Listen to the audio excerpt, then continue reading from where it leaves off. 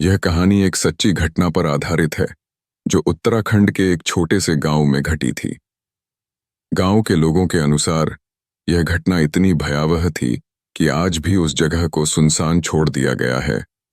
यह कहानी एक पत्रकार अमित वर्मा की है जो इस रहस्य को सुलझाने निकला था, लेकिन उसके साथ जो हुआ वह सोच से भी परे था। भाग 1। हवेली का अतीत। उत्तराखंड के घने जंगलों के बीच स्थित एक पुरानी हवेली थी जिसे ठाकुर हवेली के नाम से जाना जाता था। यह हवेली कभी ठाकुर राम प्रताप सिंह की थी, जो ब्रिटिश राज में जाने माने जमींदार थे। लेकिन उनके परिवार के साथ एक भयानक घटना घटी जिसके बाद से यह हवेली वीरान हो गई।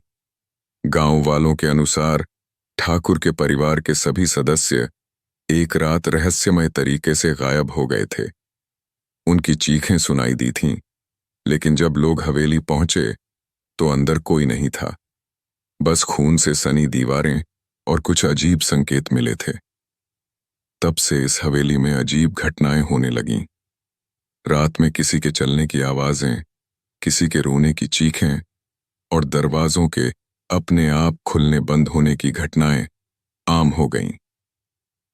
भाग 2। पत्रकार अमित वर्मा की जिज्ञासा। अमित वर्मा एक खोजी पत्रकार था जिसे रहस्यमयी घटनाओं पर रिपोर्टिंग करने का शौक था। जब उसे इस हवेली के बारे में पता चला तो उसने वहां जाने और सच्चाई का पता लगाने का फैसला किया। गांव के लोगों ने उसे समझाने की बहुत कोशिश की, लेकिन वह नहीं माना। उसने अपने 2 दोस्तों रोहित और सौरभ को भी अपने साथ लिया। भाग 3। हवेली में पहला कदम। रात के समय तीनों हवेली पहुंचे। हवेली के बाहर घना अंधेरा था और हल्की हल्की हवा चल रही थी। उन्होंने टॉर्च जलाकर हवेली के अंदर प्रवेश किया। अंदर घुसते ही उन्हें एक अजीब सी ठंडक महसूस हुई जो सामान्य से अलग थी। दीवारों पर पुराने समय की तस्वीरें थीं, लेकिन उन तस्वीरों में कुछ गड़बड़ थी। ऐसा लग रहा था कि तस्वीरों की आंखें उन्हें घूर रही थीं। तभी अचानक एक कमरे का दरवाजा अपने आप खुल गया। तीनों ने अंदर जाने की हिम्मत जुटाई और वहां जो देखा वह रोंगटे खड़े कर देने वाला था। कमरे में एक पुरानी झूला कुर्सी थी जो अपने आप हिल रही थी। एक पुराना संगीत बॉक्स भी था जो खुद ब खुद बजने लगा। भाग 4। डरावनी रात की शुरुआत। जैसे ही अमित ने संगीत बॉक्स को बंद करने की कोशिश की, अचानक हवेली में तेज हवा चलने लगी और दरवाजे जोर से बंद हो गए। उनकी टॉर्च की रोशनी झपकने लगी और एक परछाई तेजी से उनके पास से गुजरी। सौरभ घबराकर दरवाजे की ओर भागा, लेकिन दरवाजा किसी अदृश्य शक्ति ने बंद कर रखा था। रोहित की सांसें तेज हो गईं और अमित ने हिम्मत करके कैमरा ऑन किया। तभी उन्हें एक धुंधली आकृति सीढ़ियों पर खड़ी दिखी। वह आकृति धीरे धीरे उनकी ओर बढ़ने लगी। भाग 5। रहस्य का पर्दाफाश।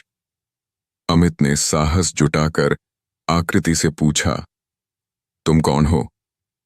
आवाज आई, तुम यहां क्यों आए हो? यह जगह तुम्हारे लिए नहीं है। तभी रोहित को महसूस हुआ कि उसके कंधे पर किसी का ठंडा हाथ रखा हुआ है।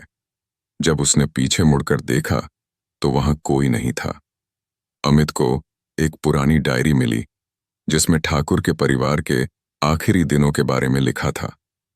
डायरी के अनुसार ठाकुर की पत्नी ने एक साधु से श्राप लिया था, जिसके कारण पूरा परिवार दर्दनाक मौत मारा गया था।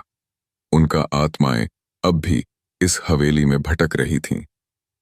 भाग 6। बच निकलने की जद्दोजहद। अब तीनों को समझ आ गया था कि वे बहुत बड़ी मुसीबत में फंस चुके हैं।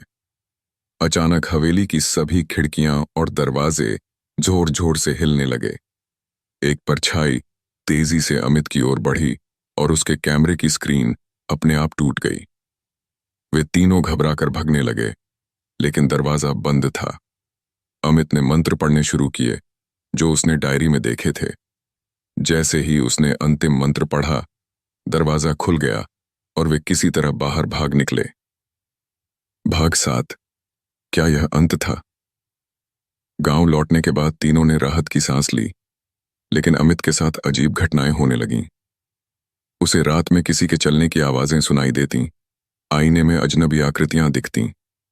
एक दिन अचानक अमित बिना किसी को बताए गायब हो गया। उसकी आखिरी वीडियो रिपोर्ट में उसने कैमरे की ओर देखते हुए कहा था, कुछ रहस्य कभी उजागर नहीं करने चाहिए। ठाकुर हवेली का सच मेरी सोच से भी ज्यादा डरावना है। अगर यह वीडियो मिले तो समझ लेना कि मैं अब इस दुनिया में नहीं हूं। तापुत।